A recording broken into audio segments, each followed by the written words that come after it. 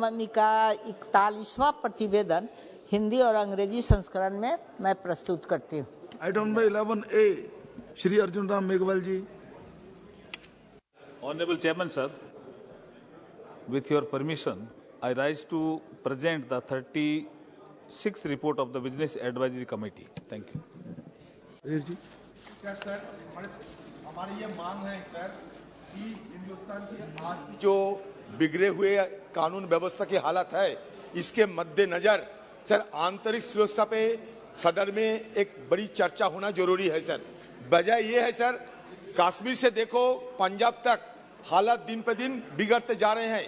United nation security council में ये सरकार खुद ने ये स्वीकारा कि जम्मू एंड कश्मीर में 370 हट जाने की बाद जो टेरर कैंप इसका भी इजाफा हो चुके हैं। पहले 150 था, आप 225 हो चुके हैं। 370 हटने की बाद सर 116 ऐसा हत्या हुई है। ब्राह्मण है, कश्मीरी पंडित है, हिंदू है, सिख है, लगातार ये चल रहे हैं सिलसिला सर।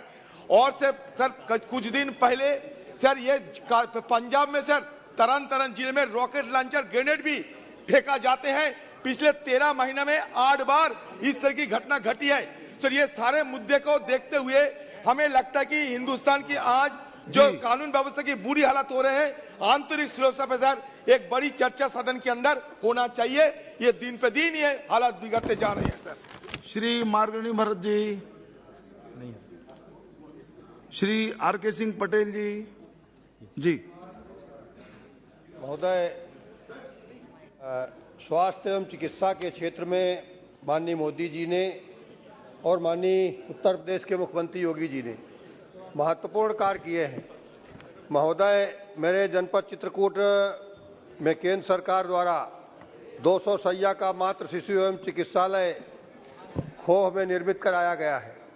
महोदय, कोरोना काल के दौरान इस निर्मित चिकित्सालय में कोरोना सेंटर बनाया गया था, किंतु वर्तमान में उक्त अस्पताल की उपयोगिता नहीं हो रही है। मैं चित्रकूट जिले के साथ साथ बांदा में भी 300 शैय्या का मेरे लोकसभा क्षेत्र में एक चिकित्सालय बना करके भारत सरकार और प्रदेश सरकार ने तैयार किया है। महोदय, मैं आपके माध्यम से मांग करना चाहता हूं कि ये चिकित्सालय बनकर के तैयार है। मातृ शिशु कल्याण केंद्र हमारा पिछड़ा क्षेत्र है, कांछा जिला है चित्रकूट, और बांदा बुंदेलखंड का पिछड़ा क्षेत्र है, और इन दोनों चिकित्सालयों में भवन बनकर के निर्मित है। वहाँ पर उपकरण और जो स्टाफ की आवश्यकता है उसको जल्द से जल्द पूरा करा करके इनको चालू कराया जाए, मैं आपके माध्यम से मांग करता हूँ। बहुत बहुत धन्यवाद। श्री चंदन सिंह जी। अजय, मुझे शून्यकाल में मौका देने के लिए मैं आपको बहुत बहुत धन्यवाद देता हूं और आभार प्रकट करता हूं।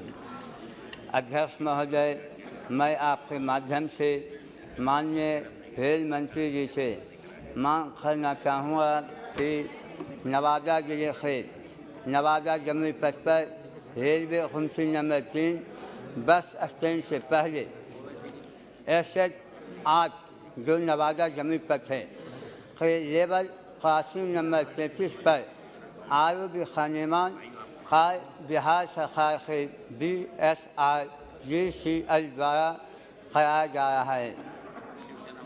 अध्यक्ष महोदय, उक्त आरोपी खानेमान हेतु कई बार GPR बनाया गया है, परंतु अब तक आरोपी खानेमान नहीं हो सका है।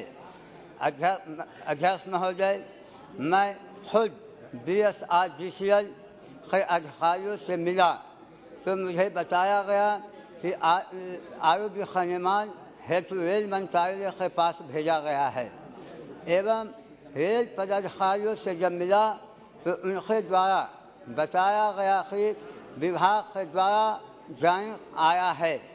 अध्यक्ष महोदय, मैं यह बताना चाहता हूं कि यह तीसरी बार जांच बनाया गया है, परंतु पूर्ण खानेमान नहीं हो सका है। केवल अधिकारियों द्वारा बार बार उसको तोड़ मटोड़ किया जा रहा है। अध्यक्ष महोदय, मैं आपके माध्यम से माननीय रेल मंत्री जी से आग्रह करना चाहूँगा कि इस मामले में हस्तक्षेप करते हुए अधिकारियों को दिशा निर्देश जारी करें ताकि रेलवे गुमती नंबर 3 बस स्टैंड से पहले SH8 नवादा जमीन पर जो है लेवल क्रॉसिंग नंबर 33 पर ROB का निर्माण जल्द से जल्द हो सके एवं मेरे संसदीय क्षेत्र नवादा के लोगों को जाम से मुक्ति मिल सके। धन्यवाद। श्री दिनेश चंद्र यादव जी। धन्यवाद सभापति महोदय। पूर्व मध्य रेलवे हाजीपुर अंतर्गत समस्तीपुर डिवीजन के सहरसा जंक्शन पर कोई न कोई गाड़ी आने से सभी रेलवे ढाला बंद कर दिया जाता है। सहरसा सोनबरसा कचहरी के बीच परमिनिया हाउस से सटे उत्तर ढाला को सील कर दिया गया है, जिससे परमिनिया एवं दुधौला के किसानों को खेती कार्य से भी आने जाने में काफ़ी दिक्कत हो रही है। सरवा ढाला प्रायः बंद रहता है, वही हाल सहरसा से सहरसा कचहरी के बीच गंगजला ढाला बराबर बंद रहने से आम लोगों को भारी दिक्कत होती है। अतः जनहित में मैं रेल मंत्री से मांग करता हूं कि सोनबरसा कचहरी सहरसा जंक्शन के बीच परमिनिया ढाला, सरवा ढाला एवं सहरसा कचहरी के बीच गौतम नगर से उद्योग कार्यालय के बीच अंडरपास और गंगजला ढाला पर लाइट ROB का निर्माण कराई जाए। धन्यवाद। सुश्री कनिमोजी जी। Thank you, sir. The safety matches industry, a century-old industrial sector that has put the country on as one of the top countries in terms of safety matches production and export, is at a peril. While a kilo of cardboard which cost 40 rupees in January has already increased to 90, and red phosphorus from 400 rupees to 1000 rupees. And this matches, it depends on 14 raw materials, and all the costs have gone up. And the inflated capital and the costs have made the situation of this industry really bad. And the matches industries in Thoothukudi district, my constituency, give employment to over 10 lakh people. And most of the employees in this industry are women. Nearly 90% of the workforce is being women, and they get employment through this. And especially these areas are drought-prone areas, and this is the only source of income for these people. There is a lot of illegal import of one-time use plastic non-refillable lighters, which is big. This affects this matchbox industry in a very big way. One side, they're being affected because of the inflation of prices of raw materials. The other side, these one-time use plastic imports lighters have impacted them in another way. And the GST, we've made repeated requests, and even the Chief Minister of Tamil Nadu has written to the Union government, but we've had no response. So this industry is really, being ambushed from all sides. I request through you that the Union government has to ban this one-time use plastic lighters, and also support the matchbox industry by reducing the GST, and also ensure that the raw material cost does not go up. Thank you. Shri Uday Pratap Singh ji. धन्यवाद माननीय सभापति महोदय। मैं आपके माध्यम से एक महत्वपूर्ण विषय सदन के सामने रखना चाहता हूं कि सहारा इंडिया ने पिछले अनेक वर्षों में जमाकर्ताओं से करोड़ों अरबों रुपए की राशि अपने बैंकिंग सिस्टम के माध्यम, सोसाइटीज के माध्यम से पूरे देश भर में जमा कराई थी। हालांकि मामला सब जुडिशियल, लेकिन चूंकि न्यायिक विलंब के कारण हिंदुस्तान में लाखों लोग ऐसे हैं जिनका करोड़ों रुपया उनके बैंक में जमा है, और कई लोग तो आज हमारे बीच नहीं रहे, लेकिन जो हैं वो भी संघर्ष कर रहे हैं, उनका पैसा वापस नहीं मिल रहा। मैं आपको उदाहरण देना चाहता हूं। मेरे संसदीय क्षेत्र में करेली एक जगह है जहां पर श्री संजय जैन ने अपने जीवन की जमा पूंजी लाखों रुपए सहारा इंडिया में जमा कराई। कोविड के समय उनको कोरोना हुआ, उस जीवन मौत से संघर्ष किया, लाखों रुपए में उनकी मुश्किल से जान बची। बाद में ब्लैक फंगस के शिकार हुए और उसके बाद उनकी एक आंख चली गई। और आज वो आर्थिक संकट से जो गुजर रहे हैं। सहारा इंडिया न्यायालय में मामला होने के नाम पर भुगतान नहीं कर रहा।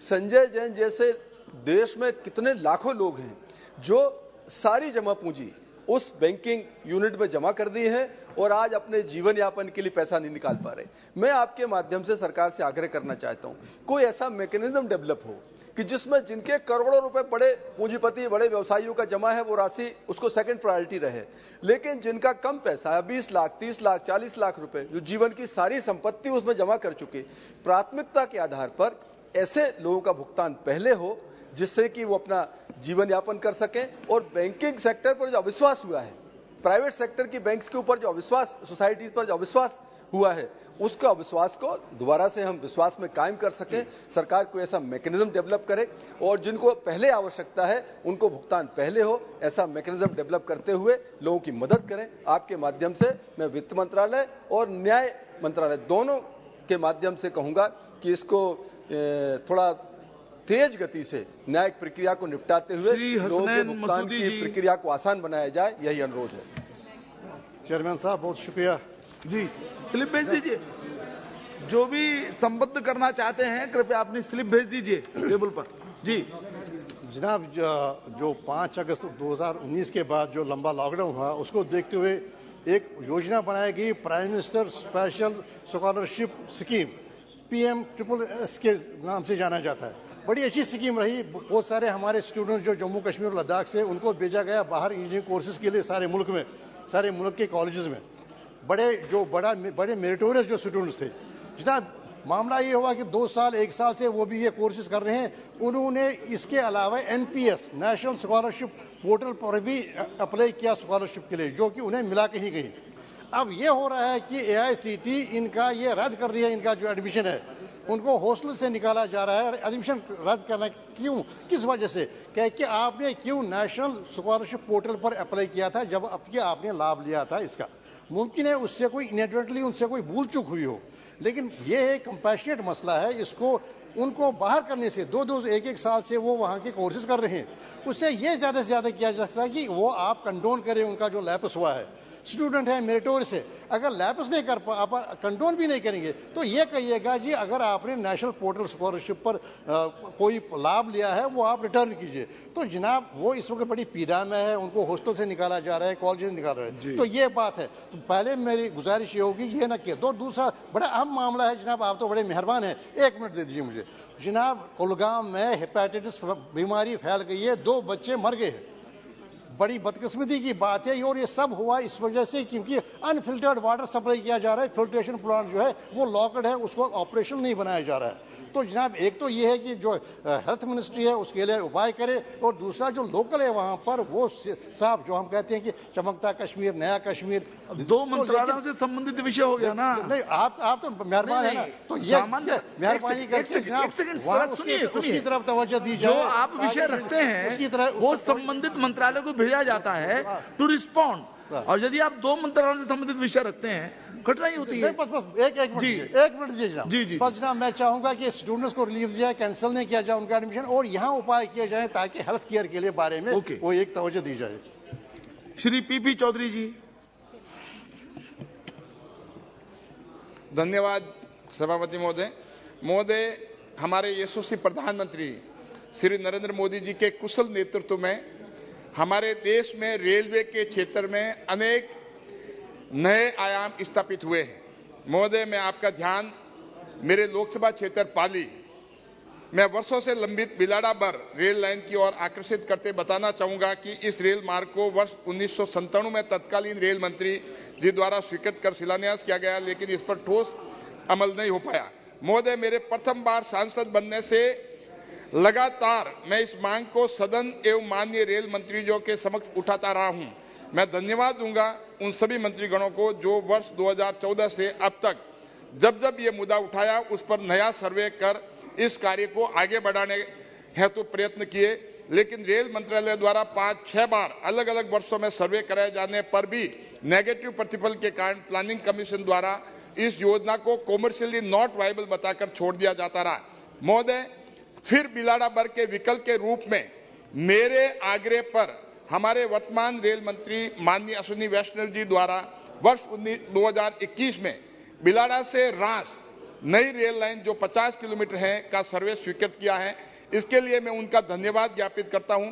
मान्यवर, इस क्षेत्र में अब काफी मात्रा में लाइमस्टोन, सीमेंट, हैंडीक्राफ्ट आदि के उद्योग विकसित होने के कारण ये रेल मार्ग कॉमर्शियली वायबल हो गया है। ये लाइन सामरिक दृष्टि से भी विशेष महत्व रखती है।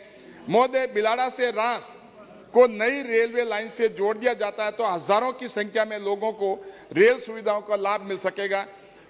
साथ ही जोधपुर से अजमेर को सीधी कनेक्टिविटी मिलेगी व जोधपुर से जयपुर, दिल्ली की दूरी भी काफी कम होगी। अतः मेरा आपके माध्यम से माननीय रेल मंत्री जी से निवेदन है कि इस आमजन हिताय और वर्षों से लंबित बिलाड़ा रास रेल लाइन को अति शीघ्र स्वीकृत करने की कृपा करें। धन्यवाद। डॉक्टर मोहम्मद जावेद जी। हाँ, वैसे तो क्वेश्चन आवर में आपका विषय उठ चुका है सर। क्वेश्चन आवर में चर्चा हो गई, लेकिन चलिए। हाँ सर, यस यस, नहीं ये दूसरा मुद्दा है जी उसी को। सर, एएमयू शाखा जो है और उसके साथ में पुलिस लाइन में एनजीटी से रोक है, और रोक इसलिए है क्योंकि किसी ने कंप्लेन किया कि वो नदी किनारे है। लेकिन उसको देखते हुए 2017 में एनएमजीसी से ये निर्देश दिया गया कि उसको साइंटिफिक स्टडी करा दिया जाए एक्सपर्ट्स के द्वारा। एंड इन नवंबर 21 2019 उस रिपोर्ट को एनएमजीसी को दिया गया, जिसमें ये बताया गया कि that area does not fall on the flood plains, neither does it fall on the river bed. उसके अलावा सर, ये सब मुद्दों को देखते हुए बिहार सरकार और एनएमजीसी के द्वारा कई मीटिंग्स हुई ये डिमार्क करने के लिए कि कौन सा फ्लड प्लेन्स है। तो बिहार सरकार और एनएमजीसी जल शक्ति के दौरान जो मीटिंग हुई सितंबर 22, 2 महीने कबल, तो उसमें बिहार सरकार ने ये कहा कि 76% of the land area in the north Bihar wherein 2/3 of Bihar reside, which is approximately 8.5 crores, उसमें वो रिवर बेड पे है। और वही नहीं कि 50% of the people staying in Bihar, वो 8 करोड़ में सर, वो रिवर बेड पे हैं। तो इसको देखते हुए वही नहीं, तो उसने रिपोर्ट ये किया कि ये फीजिबिलिटी रिपोर्ट करना मुनासिब नहीं, पॉसिबल नहीं है, फीजिबल नहीं है इन बिहार। उसके अलावा सर, इसको देखते हुए बिहार गवर्नमेंट ने, बिल्डिंग डिपार्टमेंट ने बायलॉज चेंज करते हुए 2022 में फरवरी में ये निर्धारित किया कि गंगा किनारे कम से कम 25 मीटर दूर होना चाहिए कंस्ट्रक्शन, और ट्रिब्यूटरीज में एटलीस्ट 30 मीटर दूर रहना चाहिए। तो मेरा कहना ये है सर कि जो एएमयू पुलिस लाइन है किशनगंज में, ये उसके रिपोर्ट के आधार पे it does not fall on the river bed और नाइदर फ्लड प्लेन। तो मेरी आपके द्वारा गुजारिश है जल शक्ति मंत्रालय को कि इस मुद्दे को जल्द से जल्द रिजॉल्व कराया जाए, ताकि वहां पे फंड दिया जा सके और कंस्ट्रक्शन हो सके और हमारे बच्चे पढ़ सके। सर, श्री अमर सिंह, बहुत बहुत शुक्रिया। धन्यवाद सभापति जी। मैं आज सर मनरेगा ਦੀ ਜੋ ਪੰਜਾਬ ਚ ਔਰ ਮੇਰੀ ਕੰਸਟੀਚੁਐਂਸੀ ਫਤਿਹਗੜ੍ਹ ਸਾਹਿਬ ਚ ਹਾਲਤ ਹੈ ਉਹਦੇ ਬਾਰੇ ਸਰ ਕੁਝ ਬੋਲਣਾ ਚਾਹੁੰਦਾ। ਸਰ, ਮਨਰੇਗਾ ਕਾਨੂੰਨ ਆਪਾਂ ਨੂੰ ਪਤਾ UPA 1 ਚ ਬਣਿਆ ਸੀ, ਔਰ ਮੈਂ ਬਹੁਤ ਕਿਸਮਤ ਵਾਲਾ ਆਦਮੀ ਆ ਕਿ ਮੈਂ ਉਦੋਂ ਜੁਆਇੰਟ ਸੈਕਟਰੀ ਸੀ ਰੂਰਲ ਡਿਵੈਲਪਮੈਂਟ, ਔਰ ਇਹਦੀ ਜੇ ਫਸਟ ਟਾਸਕ ਫੋਰਸ ਬਣੀ ਸੀ ਮੈਂ ਉਹਦਾ ਮੈਂਬਰ ਸੀ, ਔਰ ਇਹਦੀ ਡਰਾਫਟਿੰਗ ਚ ਮੇਰਾ ਵੀ ਕੁਝ ਯੋਗਦਾਨ ਹੈ ਤੇ ਬਹੁਤ ਅੱਛਾ ਲੱਗਦਾ ਜਦੋਂ ਮਨਰੇਗਾ ਦੀ ਮੈਂ ਗੱਲ ਕਰਦਾ। ਲੇਕਿਨ ਇਹਦੀ ਹਾਲਤ ਜਦੋਂ ਦੀ ਪੰਜਾਬ ਚ ਸਰਕਾਰ ਬਦਲੀ ਹੈ ਸਰ, ਸਾਰੇ ਪੰਜਾਬ ਚ और खासकर सर फतेहगढ़ साहब, आपने हलवारा विमानपत्तन के बारे में लिखा है सब्जेक्ट, तो sir you are changing that. Sir I have informed sir the office, but here is not noted that. Okay जी सर, मैं हलवारा पे भी बोलना है, अगली बार बोल दूंगा सर। कल ही गया था। चलिए चलिए या दोनों का मौका दे दो। ना ना ना, ठीक है सर। हुआ क्या है, होया किया सर, दिसंबर बीत गया हैगा, लेस देन 50% फंड्स यूज हुए हैं पंजाब और माई कंस्टिट्यूएंसी, मेरी कंस्टिट्यूएंसी। मटीरियल पेमेंट हो नहीं रहा किते भी सर। मजदूर में कल भी सरहंद च एक मीटिंग ले रहा सी भारत जोड़ो दी सर, 200 सरपंच मिलिया मैनू, ਉਹ ਕਹਿੰਦੇ ਕਿ ਸਾਹਿਬ ਸਾਨੂੰ 100 ਦਿਨ ਤੱਕ ਕੀ ਦੇਣਾ, ਸਾਨੂੰ 25 ਦਿਨ ਦੀ ਵੀ ਮਜ਼ਦੂਰੀ ਇਹ ਨਵੀਂ ਸਰਕਾਰ ਨਹੀਂ ਦੇ ਰਹੀ ਨਾ। ਅਸੀਂ ਜੋ पंचायत रेजोल्यूशन पास करके भेजते आ, क्योंकि सर लॉ ये है कि जो पंचायत रेजोल्यूशन पास करेगी वो काम होना चाहिए, ना कि कोई सरकारी आदमी बताएगा। सर वो नहीं दे रहे है कि इन्नी ज्यादा इंटरफीरेंस है पंचायतां च नवीं सरकार दी। और ये तो सारी सरकार पहला हुण गुजरात तुरी फिरदी सी, उस गल नूं मैं ज्यादा नहीं कहना चाहता। मैं सर जड़ियां 3-4 बेनतियां करनियां वो बोलना चाहना कि एक तो मेरी कंस्टिट्यूएंसी एक स्पेशल टीम मनरेगा दे लई भेजी जाए कि मजदूरां दी इन्नी हालत बुरी क्यों करती जबकि government of India they funds ने। सेकंड, मजदूरां दी डिमांड है कि 100 डेज तो 150 डेज करना चाहिए। तीसरा, मजदूरां दी डिमांड है कि इस मजदूरी ने 300 रुपए करना चाहिए। जी जी। और मैं सर एक होर भी सुजेशन देना श्री सुनील सोरेन जी, सर एक होर सुजेशन देना चाहना। धन्यवाद सभापति महोदय। हमारे संसदीय क्षेत्र दुमका थर्मल पावर प्लांट स्थापित करना नितांत आवश्यक है। संथाल परगना प्रमंडल अति पिछड़ा हुआ आदिवासी बहुल क्षेत्र है। वर्तमान में संथाल परगना प्रमंडल में एनटीपीसी कहलगांव एवं डीवीसी मैथन स्थित विद्युत संयंत्रों से बिजली की आपूर्ति हो रही है, जबकि दुमका लोकसभा क्षेत्र अंतर्गत देवघर जिला के सारठ प्रखंड क्षेत्र के सिकटिया बराज थर्मल पावर के लिए उपयुक्त स्थान है, जहां जमीन और पर्याप्त पानी की उपलब्धता है। एनटीपीसी द्वारा पावर प्लांट स्थापित करना अति आवश्यक है, जो महज 14 किलोमीटर की दूरी पर कोयला का भंडार है। एसपी माइंस चित्रा कोलियरी है। यहाँ से थर्मल पावर प्लांट के लिए आसानी से कोयला उपलब्ध हो सकेगा।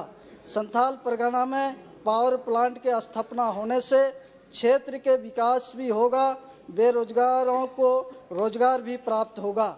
अतः महोदय, आपके माध्यम से मैं सरकार से मांग करता हूं कि हमारे संसदीय क्षेत्र दुमका में थर्मल पावर का स्थापित किया जाए, विद्युत संयंत्र आपूर्ति की समस्या का निदान हो। धन्यवाद। Shri Gautam सिगामणि Ponzi. Thank you, sir.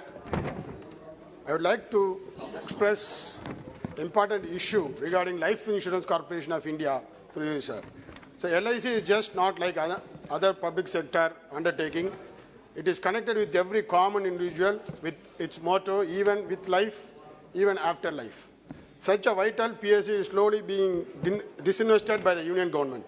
Privatizing a profit-making PSU does not make sense. This move not only affects common public, but also affects lakhs of agents.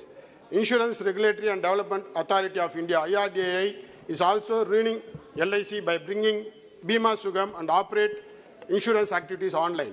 Bima Sugam, controlled by IRDAI at an investment of 85 crores. 30% of investment by Life Insurance Council, 30% by General Insurance Council, 35% by banks, and 5% by brokers.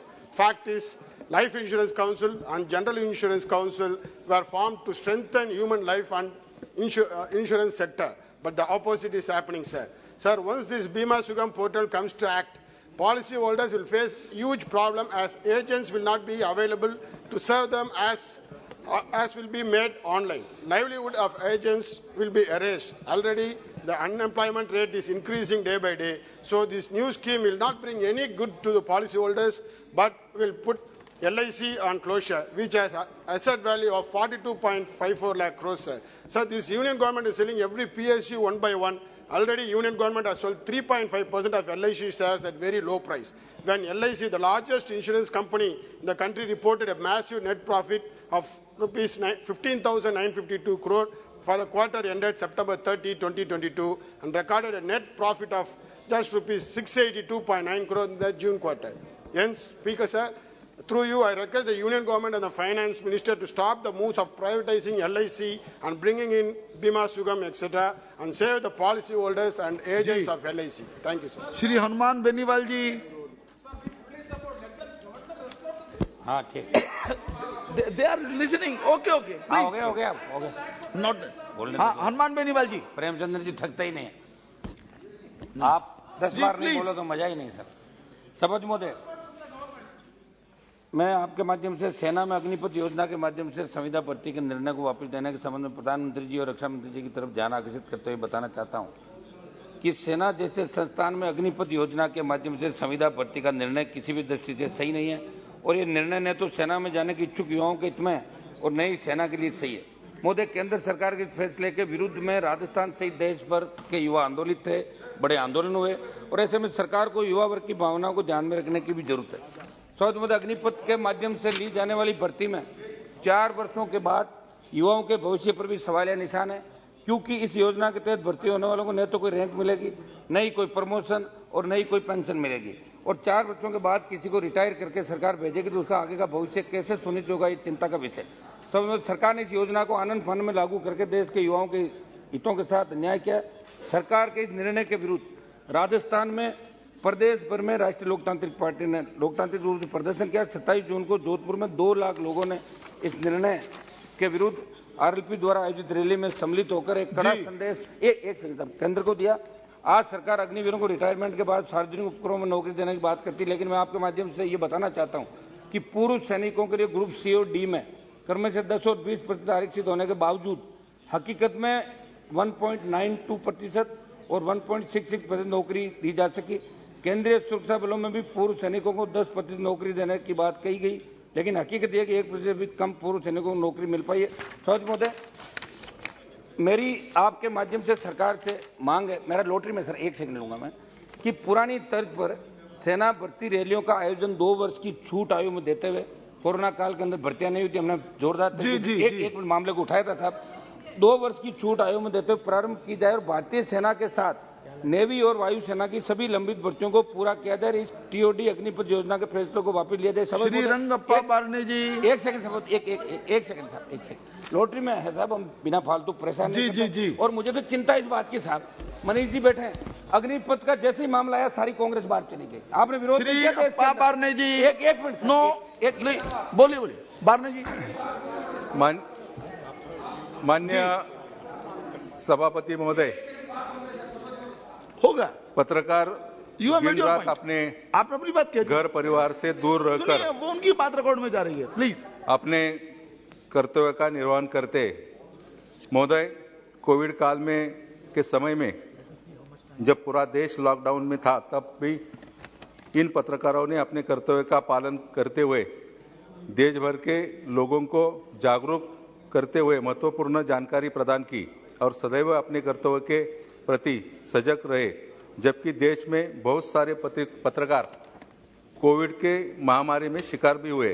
महोदय, Covid काल से देश में मान्यता प्राप्त पत्रकारों को लंबी दूरी तक एक्सप्रेस रेल गाड़ियों की यात्रा करने के लिए 50% की छूट मिलती थी और पत्रकार अपने कर्तव्य का निर्वहन करने के लिए कोविड के समय में रेलगाड़ियों को बंद होने के साथ और बाद में पत्रकारों को रेलवे के किराए पर 50% छूट मिलने की रुकावट लगा दी और ये बंद किया गया। जबकि देश में कोविड की स्थिति सामान्य हुई है और सभी रेलगाड़ियां पूर्णतः चलने लगी है, लेकिन पत्रकारों को मिलने वाली 50% छूट बंद हो चुकी है। मैं आपके माध्यम से निवेदन करता हूँ, खासकर रेल मंत्री जी को, जो पत्रकारों को 50% छूट बंद की थी वो फिर से चालू करने की मांग करता हूँ। धन्यवाद। श्री अजय निषाद जी। अजय निषाद जी नहीं है। श्री जयंत सिन्हा जी। सभापति महोदय जी, बहुत बहुत धन्यवाद। आपने 0R में एक महत्वपूर्ण विषय पर मुझे बोलने का अवसर दिया। मैं सदन का ध्यान झारखंड और विशेष रूप से मेरे निर्वाचन क्षेत्र हजारीबाग के सांस्कृतिक गौरव सोहराई कला की ओर आकर्षित करवाना चाहता हूं। सोहराई और खोवर चित्रकला आदिवासी महिलाओं द्वारा प्रचलित पारंपरिक कला के रूप हैं। वर्ष 2020 में ज्योग्राफिकल इंडिकेशन टैग मिलने के बाद अब इन स्थानीय कलाओं को वैश्विक मान्यता मिल रही है। महोदय, आपके माध्यम से मैं इस वर्ष गणतंत्र दिवस परेड में इन कला रूपों को प्रदर्शित करने हेतु केंद्र सरकार का आभार व्यक्त करता हूं। साथ ही मैं केंद्र सरकार से यह अपील करना चाहता हूं कि इन महिलाओं कारीगरों को और अधिक प्रोत्साहन प्रदान किया जाए ताकि उनके लिए एक स्थिर आजीविका का साधन उपलब्ध हो। इस संबंध में मैं अखिल भारतीय हस्तशिल्प बोर्ड से अनुरोध करता हूं कि यह महिलाओं द्वारा बनाए गए उत्पादकों के बेहतर प्रचार प्रसार के लिए कदम उठाए ताकि उनके मासिक आयु को सुनिश्चित हो सके। इसके साथ ही दूसरे कलाकारों को अपने कौशल को और अधिक विकास करने और बेहतर मुद्रीकरण करने में सक्षम बनाने के लिए प्रशिक्षण कार्यशालाओं का आयोजन किया जाए। अंततः विदेशों में चित्रकला की मांग को देखते हुए इन विदेशी बाजारों को कलाकारी के लिए अधिक सुलभ बनाया जाए। ये कदम न केवल झारखंड की आदिवासी महिलाओं के लिए बेहतर आजीविका सुनिश्चित करने में बल्कि हमारी सांस्कृतिक विरासत को बनाए रखने में भी काफी मददगार साबित होंगे। धन्यवाद। श्री जयदेव गल्ला जी। Thank you, sir, for giving me this opportunity. Sir, India is the world leader of seafood exports, and AP, with 39% share, is the highest producer of seafood and shrimp in the country, sir. In 2021-22, India exported 13.69 lakh metric tons of seafood, worth $7.76 billion, an increase of 32% over 2020, and is an all-time high export by value, sir. And the US, with 44%, and China, with 16%, are the main markets for India.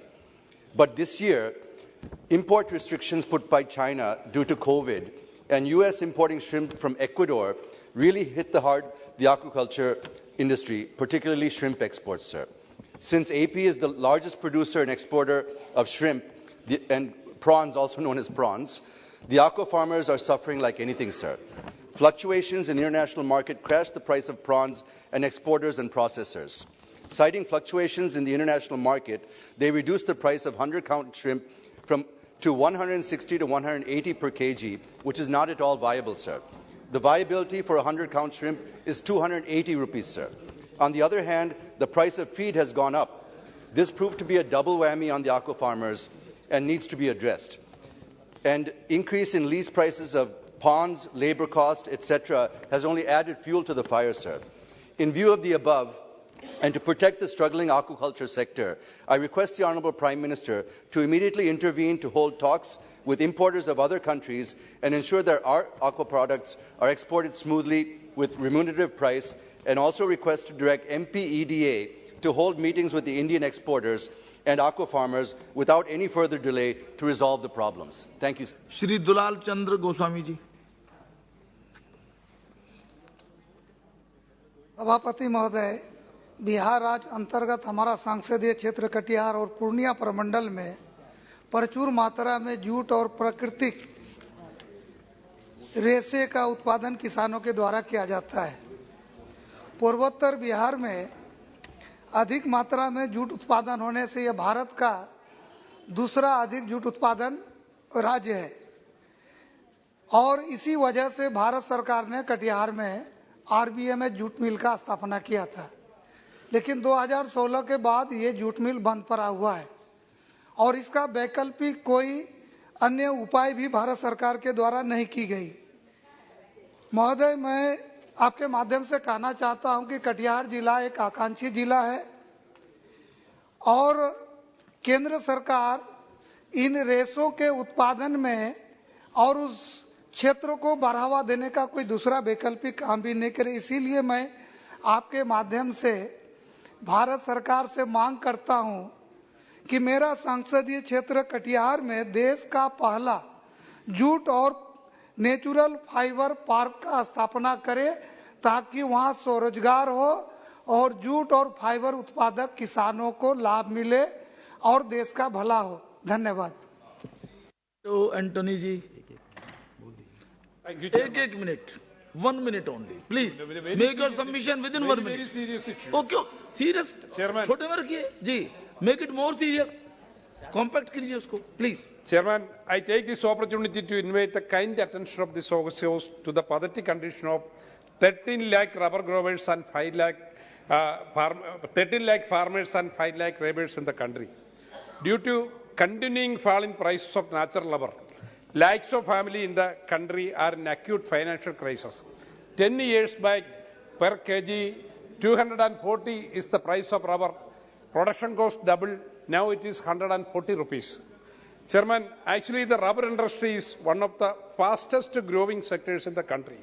The greed of rubber-based industries to amass more profit is a real reason for the fall of prices natural rubber in the country. Chairman, I request the government to kindly take following steps to help our rubber growers and support the economy. First, the restriction of large-scale rubber imports to arrest further sinking rubber prices. Second, to protect rubber cultivation by including it in the Make in India scheme. Third step, to increase the subsidy amount for natural rubber replantation. In Northeast, it was 1.5 lakh per hectare. In Kerala, it is only 25,000. Srimati One more, Ramadevi. last point. The natural rubber is included under the category of agricultural crop. If it is included in the agricultural crop, it will... सभापति महोदय, आपने समय दिया शून्यकाल में बोलने के लिए। जी, मैं सदन का ध्यान अपने संसदीय क्षेत्र अंतर्गत शिवहर, सीतामढ़ी एवं पूर्वी चंपारण जिले में मनरेगा योजना में व्याप्त अनियमितता की ओर आकृष्ट कराना चाहती हूँ।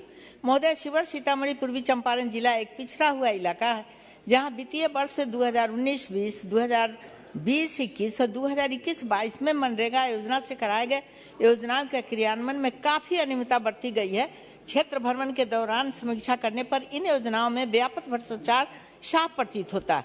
मुझे जानकारी दी गई है कि जल संरक्षण, बागवानी, लघु सिंचाई, तालाब निर्माण जैसे अधिकांश मिट्टी वाले कार्यों में मजदूरों के स्थान पर ट्रैक्टर, जेसीबी इत्यादि का उपयोग करके मजदूरों को दिए जाने वाले मजदूरी की राशि का अधिकारियों की मिलीभगत से बंदरवाट किया गया।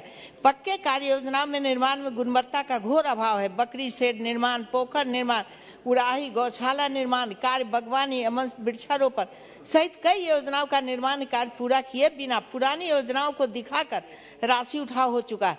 माननीय प्रधानमंत्री नरेंद्र मोदी जी के नेतृत्व में केंद्र सरकार मनरेगा योजना से अधिक राशि का आवंटन करके ग्रामीण क्षेत्रों में निवास करने वाले गरीब कमजोर परिवारों को लोगों को कम से कम 100 दिनों का रोजगार प्राप्त करने सहित गांव का विकास के लिए कृत संकल्प थे, परंतु कुछ भ्रष्ट अधिकारियों के कारण सरकार इतने महत्वपूर्ण योजना के माध्यम से निर्धारित लक्ष्य को बस सरकार से मांग कर लेते हैं, प्राप्त नहीं कर पाई। अतः सदन के माध्यम से सरकार से अनुरोध होगा कि मेरे संसदीय क्षेत्र में शिवहर, सीतामढ़ी, पूर्वी चंपारण जिला में मनरेगा योजना में विगत 3 वर्षों का निर्माण किए गए योजनाओं की। Thank you, Chairman, sir. The Railway Ministry. एक मिनट प्लीज, माइक ऑफ हो जाएगा अदरवाइज। जी, Thank you, Chairman, sir.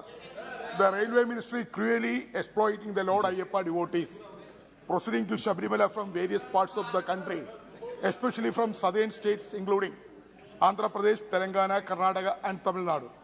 Sir, it is a fact that there are special trains deployed for the purpose of facilitating easy access to devotees Sabarimala, but the trains are few and the ticket charges are very high, and the railway has no moral concern when it comes to exploiting the Lord Ayyappa devotees, even doubting the most important festive season of Mandala Magaravala Kalam, where Ayyappa devotees prepare themselves several months before the pilgrimage.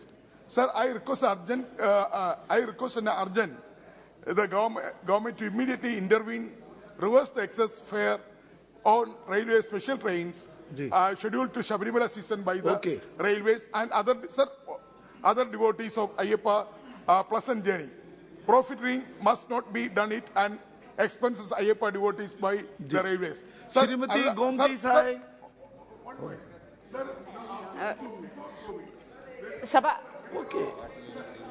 सभापति महोदय जी, बहुत बहुत धन्यवाद आपका। सभापति महोदय जी, आज देश में चौथा सबसे प्रदूषण शहर का खिताब प्राप्त हो चुका है। रायगढ़ जिला वर्तमान में प्रदूषण जनित बीमारियों से तेजी से ग्रसित हो रहा है। देश में जब भी प्रदूषण की बात होती है तो केवल दिल्ली पर ही आकर चर्चा सिमट जाती है, जबकि छत्तीसगढ़ का सुदूर वनांचल जिला रायगढ़ औद्योगिकीकरण के चलते प्रदूषण की विकराल समस्या का सामना कर रहा है।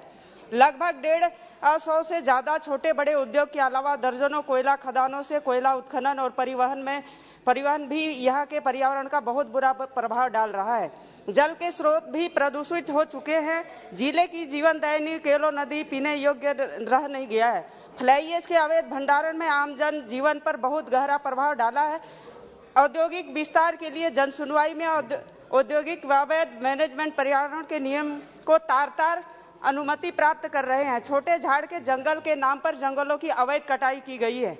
जर्जर हो चुकी सड़कों में हो रहे कोल ट्रांसपोर्टेशन और उद्योग की वजह से रायगढ़ जिले में प्रदूषण लगातार बढ़ रहा है। एयर क्वालिटी इंडेक्स में रियल टाइम फॉल्स की रैंकिंग 363 तक पहुंच गई है। रिपोर्ट में कहा गया है कि जिले की आबोहवा में सेहत के लिए खतरनाक है, लेकिन फिर भी इस दिशा में पर्यावरण संरक्षण विभाग कोई पहल नहीं कर पा रही है। दरअसल औद्योगिक हब कहे जाने वाले मेरे संसदीय क्षेत्र रायगढ़ जिला में फेडरेशन की अध्ययन कर रही IIT खड़गपुर के एक्सपर्ट भी रिपोर्ट कहती है कि जिले के तमनाक जाम। एक मिनट, अपनी मांग रखिए जी महोदय जी। इसके लिए मैं पर्यावरण मंत्री जी से आपके माध्यम से निवेदन करना चाहती हूँ। 1 मिनट आपको पता है कितना होता है? Please sir, please try to sir. Due to drastic price fall of cardamom, our farmers are facing a crucial situation there, sir. Sir, the 80% of cardamom production is from my area, Idukki district, all over compared with this nation. Sir, I am the member of Spices Board also because I am representing that particular constituency, but I am feeling there is no meaning to continue in that particular post because Spices Board are also helpless. They are not pumping, they are not distributing any incentives, any benefits to our farmers. Government is not at all supporting Spices Board, but it is quite unfortunate. So I would register here, government should support by announcing a minimum support price to cardamom farmers, at least 1,500 rupees. As per Swaminathan formula, production cost plus 50% is enough. That means 1,500 rupees at least should announce as MSP. Otherwise, it will be a survival crisis of our cardamom farmers. Thank you, sir. नाम बुलाते समय आपका ध्यान कहीं और था। अध्यक्ष महोदय, आज आपने 0 आवर्स में मुझे बोलने का मौका दिया। आपके माध्यम से अपने रेल मंत्री जी से निवेदन करना चाहता हूं सरकार से कि कानपुर शताब्दी हमारे यहाँ अप में रुकती है, डाउन में नहीं रुकती। जाते समय जब दिल्ली से जाती है वो नहीं रुकती है, जिससे कि लोगों को, यात्रियों को बहुत कठिनाई का सामना करना पड़ रहा है। दूसरा, अलीगढ़ रेलवे स्टेशन 2 लाइन से जुड़ा हुआ है। एक माल गोदाम आ रहा है, अगर वो माल गोदाम मेहराबल पर शिफ्ट हो जाता है तो उस तीसरी लाइन से कनेक्ट होगा। जो स्टेशन पे ट्रेनें लेट होती हैं उससे जल्दी आना शुरू हो जाएंगी। तीसरा, रेल विभाग का एक और मामला है। हमारे यहाँ पर ताला नगरी है, डिफेंस कॉरिडोर है। मोदी जी के द्वारा डिफेंस कॉरिडोर और ताला नगरी में बहुत उत्पाद बढ़ा और आगे जाके सरकार का डिफेंस कॉरिडोर में अलीगढ़ NCR के नजदीक है, राजधानी वहां पर नहीं रुकती है। अध्यक्ष महोदय, केवल आपके माध्यम से एक मांग है कि बेशक टिकट हमारी दिल्ली से बने लेकिन बोर्डिंग अलीगढ़ हो जाए, तो जिससे हमारे व्यापारियों को आने जाने में सुविधा होगी हावड़ा राजधानी के लिए। श्रीमती हरसिमरत कौर बादल। शुक्रिया सर, आपने मुझे बोलने का मौका दिया। सर, 9 दिसंबर 2021 को किसानी आंदोलन में किसानों को उठाया गया था और उन्हें एक आश्वासन दिया गया था कि एक कमेटी बनाई जाएगी जिससे C2+50% आपको MSP का गारंटी एक कानून लाया जाएगा। लेकिन दुख की बात है सर कि उस चिट्ठी में जितने भी आश्वासन लिखे थे, चाहे ये कमेटी का गठन जिसमें अभी तक किसानों के साथ कोई तालमेल होके ना MSP की बात ना गारंटी की बात, अब वो एक बार फिर आंदोलन के लिए दिल्ली के बॉर्डर में आने के लिए मजबूर हो रहे हैं सर। दूसरी बात, जो इसमें जिन्होंने अपनी जानें गंवाई थी, 850 किसान जो शहीद हो गए थे, उनके लिए कॉम्पनसेशन उन्होंने मांगा था। जिनके खिलाफ केस करे गए थे उनके केस वापसी की बात करी गई थी। और सर, सबसे जरूरी इसमें यह था कि जो बिजली अमेंडमेंट बिल जो इस चिट्ठी में लिखा था कि इसको पार्लियामेंट में तभी लाया जाएगा जब किसानों की जो इसमें तकलीफें हैं, उनके जो एप्रीहेंशन है, उसको एड्रेस किया जाएगा। लेकिन बिजनेस में मैंने देखा भाई, जब ऑल पार्टी मीटिंग हुई कि उसको पिछले सेशन में ऑलरेडी टेबल कर दिया गया, उसको इस सेशन में लाने। सो मैं आग्रह करती हूँ सर, इमीडिएटली ये किसानों के साथ एक जबान होती थी एक टाइम पे, अब तो सरकार की रिटर्न एश्योरेंस पे भी कोई भरोसा नहीं होगा, तो सरकार क्या करेगी? श्री गिरीश चंद्र जी। इसी तरह बंदी सिखों पे भी उन्होंने कहा था कि उनको रिहाई की जाएगी, लेकिन आज तक ना बंदी सिखों की रिहाई की return okay, Girish Chandra ji. Sir माननीय सभापति महोदय जी, आपने मुझे बोलने का समय दिया, मैं आपका आभार करता हूं। विगत 6 दिसंबर को बाबा साहब अम्बेडकर, भीमराव अम्बेडकर साहब का 66वां परिनिर्वाण दिवस रहा है। न केवल अपना देश भारत बल्कि पूरे विश्व में बाबा साहब डॉक्टर भीमराव अम्बेडकर जी को नेता के रूप में जाना जाता है, जिन्होंने समाज में दबे कुचले लोगों, महिलाओं, कामगारों के हकूकों की रक्षा के लिए आवाज उठाई। साथ ही जब भारत के संविधान सभा में मौका मिला तो भारतीय संविधान में उनके हक और हकूकों की रक्षा के लिए व्यवस्था की। इतना ही नहीं, उन्होंने अपने जीवन के अंतिम समय में समाज को सुधारने के लिए तरह तरह के जतन और उपाय करते रहे। उनके समाज सुधारक कार्यों में एक कार्य यह भी है कि हिंदू कोड बिल पर सरकार के समक्ष अपने विचारों को त्यागने की बजाय अपने राजनीतिक जीवन में विधि मंत्री पद को त्याग का उदाहरण प्रस्तुत किया। समाज को सुधारने के लिए वह किस प्रकार कटिबद्ध है। माननीय सभापति महोदय जी, मैं आपके माध्यम से सरकार से मेरी ये मांग है कि एक युग पुरुष, एक फिलोसोफर, एक लेखक, एक अर्थशास्त्री तथा एक समाज सुधारक और करोड़ों लोगों की आस्था का केंद्र बन चुके बाबा साहब भीमराव अम्बेडकर की परिनिर्वाण दिवस 6 दिसंबर को राष्ट्रीय अवकाश घोषित करने की मैं आपके माध्यम से सरकार से मेरी मांग है। आपका बहुत बहुत धन्यवाद। करके भेजेंगे ना। धन्यवाद चेयरमैन साहब, तुसी टाइम दिता। मैं एक बहुत अहम विषय किसानां दे उत्ते गल करना चाहती हैं। पिछले महीने दे विच 3 वारी इन्हां दे आए ने अपने लैके मंग पत्तर, तो उन्हां दे उत्ते मैं गल करना चाहती हैं। सब तो पहले जो स्वामीनाथन कमीशन सी ਉਹਨੂੰ लागू करना चाहिए है और MSP सारे जेड़े फसलों के लिए देनी चाहिए है, पर यह तद लागू करना चाहिए है जब किसानों के नाल गलबात हो चुके। जो किसानों ने कर्जे लिते थे वो सारे माफ़ करने चाहिए ने। बिजली का बिल जो टेबल किया गया है उसनू फिर रिव्यू करना चाहिए है किसानों के नाल गलबात करके। लखीमपुर खेड़ी दे विच जो बेकसूर किसान अंदर दिते गए उन्होंने रिहा करना चाहिए है और जो उन्होंने उत्ते केस ने वो वापस लिते जाने चाहिए ने। जो क्रॉप इंश्योरेंस स्कीम हैगी है उसनू जरूर लागू करना चाहिए, वो भी किसानों नाल गलबात करके, क्योंकि जैसा मौसम चल रहा है, क्लाइमेट चेंज हो रही है, बहुत ज़्यादा नुकसान हो रहा है। और बाकी जो फॉल्स केस सारे किसानों के उत्ते अंदोलन के टाइम दे कीते है उन्होंने वापस लेना चाहिए। श्री निहाल चंद जी। धन्यवाद। धन्यवाद सभापति महोदय। सर, मैं आपके माध्यम से केंद्र सरकार का ध्यान सीमा दर्शन योजना की तरफ मैं दिलाना चाहूँगा। सभापति जी, मेरे लोकसभा क्षेत्र में 2 ऐसे जगह हैं, एक नग्गी पोस्ट है, एक हिंदूमल कोट। सर, 1971 में नग्गी के समीप भारत ने युद्ध में जो वीर जवान शहीद हुए थे, मैं उनकी ओर आपका ध्यान दिलाना चाहूँगा, जहाँ पे 21 वीर सैनिक शहीद हो गए, जिनकी याद में एक स्थल पर स्मारक बनाया गया है, जहाँ प्रतिवर्ष 28 दिसंबर के दिन शहीदों की याद में वहाँ पे एक नागरिक मेला भी लगता है। और मैं समझता हूँ कि जहाँ पे शहीद स्मारक बनाया गया है वहाँ पे एक बहुत बड़ा मंदिर भी बना है और हमारे सब लोगों की एक आस्था का केंद्र है। मैं आपके माध्यम से मैं केंद्र सरकार का ध्यान मेरे सीमावर्ती क्षेत्र श्री गंगानगर की तरफ दिलाना चाहूँगा, जहाँ सीमा दर्शन योजना में नग्गी को एक पर्यटक स्थल घोषित किया जाए, एक हिंदूमल कोट को पर्यटक स्थल घोषित किया जाए। बहुत बहुत धन्यवाद। श्री विजय वसंत जी। Speaker sir, I urge upon the government not to scrap the scholarship for minority students of class 1 to 8 pre-matric. It is the duty of our government to provide free education to all children and also to encourage students to come to school. The UPA government under Dr. Manmohan Singh had initiated the welfare schemes of providing education with scholarship for economically weaker students of minority communities. I would like to bring the notice of this August House that 24% of boys and 15% of girls drop out of classes 1 to 8 due to financial constraints. Sir, the Standing Committee of Education and NEP strongly recommends scholarships are must to tackle the dropouts.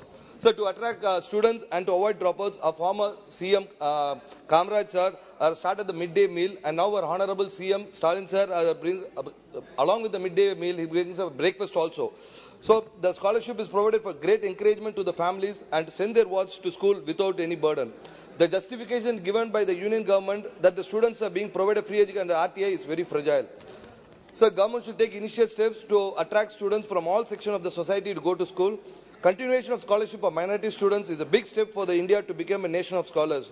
Sir, India can become a superpower only if we have 100% education. Thank you. Make your demand. Thank you. Thank you, हो गया।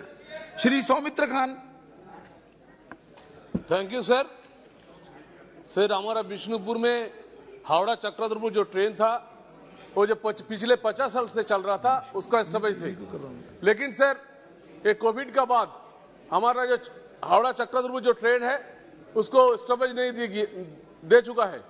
Sir, मैं जो मासरदा बिष्णुपुर में उतरते जारामाटी जाते थे, sir मेरा विनती है बिष्णुपुर में हावड़ा चक्रधरपुर का स्टॉपेज और उसके साथ साथ हमारा मोसाग्राम जो कनेक्टिंग रेल जो नहीं हुआ 1 किलोमीटर, सर उसका जल्दी होने के लिए मेरा दावा करता हूं। Manish Tiwari ji.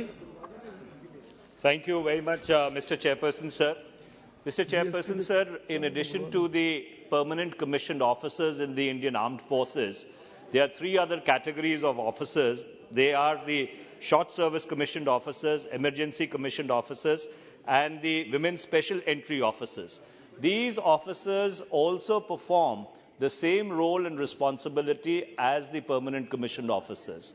Unfortunately, they have been denied pensionary and health benefits in terms of what is available to the permanent commissioned officers.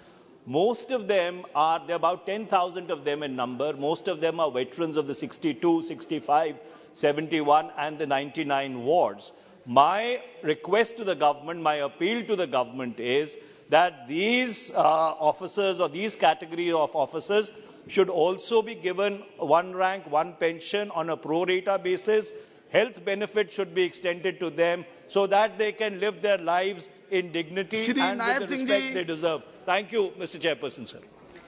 Thank you माननीय उपाध्यक्ष महोदय। मैं आपके माध्यम से माननीय सड़क व परिवहन मंत्री श्री नितिन गडकरी जी का ध्यान अपनी लोकसभा के एक बहुत ही जरूरी विषय की तरफ लगाना चाहता हूं। मेरी कुरुक्षेत्र लोकसभा के गांव उमरी में हरियाणा का ही नहीं बल्कि पूरे उत्तरी भारत का एकमात्र राष्ट्रीय डिजाइन संस्थान है, जिसमें पंचायती राज विभाग का एक रास्ता जो ग्राम पंचायत की भूमि पोलीसरी झिंडा बाजीगर की तरफ से NH 44 GT रोड तक ही जाता है और आगे संस्थान तक जाने के लिए NH 44 को जो पार करना पड़ता है और इस रोड को पार करते समय कई दुर्घटनाएं हो चुकी हैं और हर समय दुर्घटना हादसा होने का डर बना रहता है। गांव उमरी की जनसंख्या लगभग 15,000 के आसपास है और लगभग 135 एकड़ ग्राम पंचायत की जमीन NH 44 GT रोड के दूसरी साइड है। इस ग्राम पंचायत का एक डेरा जिंडा बाजीगर है जिसकी जनसंख्या लगभग 1400 के आसपास है और डेरा झिंडा बाजीगर वह आसपास के गांव के जो विद्यार्थी पढ़ने के लिए रोजाना गवर्नमेंट सीनियर सेकेंडरी उमरी में आते हैं उन सबको NH 44 GT रोड क्रॉस करना पड़ता है। इसलिए आपसे निवेदन है कि इस रास्ते का निर्माण भूमिगत रास्ते का निर्माण जल्द से जल्द कराया जाए। Thank you, sir. Sir, this is regarding genetically engineered crops. Sir, there is no policy clarity on this genetically engineered crops. आपने प्लीज नहीं थोड़ा कोई बात नहीं उनको बोले जी। Sir, there is no policy clarity on the genetically engineered crops, sir. When we suggested in the last 6 months to 8 months, when the prices of feed costs for the poultry as well as for the shrimp has gone up, we suggested to the Agriculture Ministry and the Commerce Ministry to import the corn from other countries, sir. But the Agriculture Ministry and Commerce Ministry said we cannot import because they are all genetically modified crops, sir. But now, sir, recently Genetic Engineering Appraisal Committee, GEAC, has granted approval for the environmental release of genetically engineering mustard, sir. The reason that has been given was to decrease the import costs of the cooking oils, sir. So there is no clarity on which ones we are allowing and which ones we are not allowing, sir. Because of non-allowance of GE crops, there is a lot of free trade agreements also been stalled, sir. So there is need to be clarity from the Agriculture Ministry on the genetically modified crops. धन्यवाद अध्यक्ष महोदय जी। मैं आपका ध्यान मेरे संसदीय क्षेत्र जो कि दोनों आकांक्षी जिले हैं करौली और धौलपुर, उनके स्वयं सहायता समूह की समस्याओं की ओर दिलाना चाहता हूं। माननीय अध्यक्ष महोदय जी, स्वयं सहायता समूह की मेरे धौलपुर जिले में 60,000 महिलाएं जुड़ी हुई है और करौली जिले में 30,000 महिलाएं जुड़ी हुई है और प्रधानमंत्री जी के आशीर्वाद से और मार्गदर्शन से महिलाओं को आत्मनिर्भर बनाने का काम ये स्वयं सहायता समूह कर रहे हैं। माननीय अध्यक्ष महोदय जी, लेकिन मैं आपके माध्यम से आग्रह करना चाहता हूं कि कुछ बैंक्स वगैरह जब ये महिलाएं खाता खोलने जाती है तो बैंक के कुछ अधिकारी लापरवाही करते हैं, उनको खाता खोलने में डिले करते हैं, परेशान करते हैं, और जब स्वयं सहायता समूह को लोन देने की बारी आती है तो वो बैंक के अधिकारी और वो बैंक और जो लीड बैंक भी उन चीजों का कोई नियंत्रण नहीं रख पाते। जिला कलेक्टर महोदय की मीटिंग में भी उनके भी ये नियंत्रण में नहीं आते। मेरा आपसे आग्रह है, माननीय वित्त मंत्री यहाँ बैठे हैं, कि इन बैंकों के खिलाफ सख्त कार्रवाई की जाए। अध्यक्ष महोदय, मैं माइनॉरिटी स्टूडेंट्स जो लाखों की संख्या है उनकी आवाज बनकर यहाँ पर खड़ा हूँ, जो सरकार से सिर्फ एक निवेदन करना चाह रहे हैं कि हमें पढ़ना है। अध्यक्ष महोदय, कुछ दिन पहले माइनॉरिटी मिनिस्टर ने एक फैसला लिया है कि pre matric scholarship for minorities बंद कर देंगे। उसके कुछ दिन के बाद उन्होंने फैसला लिया है कि मौलाना आजाद नेशनल फेलोशिप ये बंद कर दी जा रही है। अध्यक्ष महोदय, मैं आपको बताना चाहता हूं, उन्होंने जो तर्क दिया है कि आरटीई के अंदर, राइट टू एजुकेशन के अंदर, ये facilities 1st to 8th standard के बच्चों को दी जा रही है, लेकिन हर माँ बाप चाहता है कि अपने बच्चों को अच्छे स्कूल के अंदर पढ़ाया जाए। आरटीई के अंदर सरकारी स्कूल्स के अंदर तो आपको मिलता है, प्राइवेट स्कूल्स के अंदर ये मौका नहीं मिलता है। इसीलिए हम आपसे ये अनुरोध करना चाहते हैं, सरकार से ये अनुरोध करना चाहते हैं कि हम पढ़ना चाहते हैं। अगर ये बच्चों को अगर हम पढ़ाई से दूर रखेंगे तो हम आपसे इतना ही।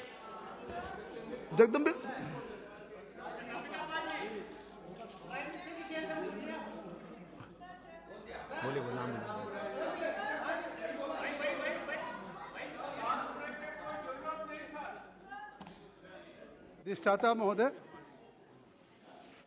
भारत और नेपाल के या हमारे पड़ोसी देशों के साथ बहुत अच्छे रिश्ते हैं और उसी का नतीजा है कि जिस तरह से अभी G20 की इस वैश्विक परिस्थितियों में हमें प्रेसिडेंसी मिली है, तो हमेशा भारत अपने पड़ोसियों के साथ पारगमन का हो, व्यापार का हो, इनके हितों के साथ हमेशा प्रतिबद्ध है। भारत नेपाल की हमारी 1850 किलोमीटर की सीमा जुड़ती है।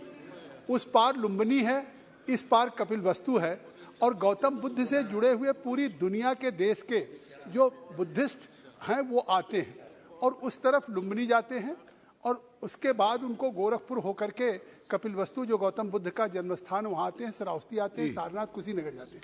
मेरा आपके माध्यम से आग्रह है कि भारत सरकार 13 इंटीग्रेटेड चेक पोस्ट बना रहा है, नेपाल के साथ भी, म्यांमार के साथ भी, बांग्लादेश के साथ। विराटगंज, वीरगंज में बन चुका है। आज सबसे एक महत्वपूर्ण भारत और नेपाल के लिए ककरवा है जो लुम्बिनी उस तरफ है और इस तरफ कपिलवस्तु है, सिद्धार्थनगर। इसको जोड़ने के लिए मैं एक इंटीग्रेटेड चेक पोस्ट उस ककरवा में स्थापित करने की मांग सभा की कार्यवाही 2 बजे तक के लिए स्थगित की जाती है।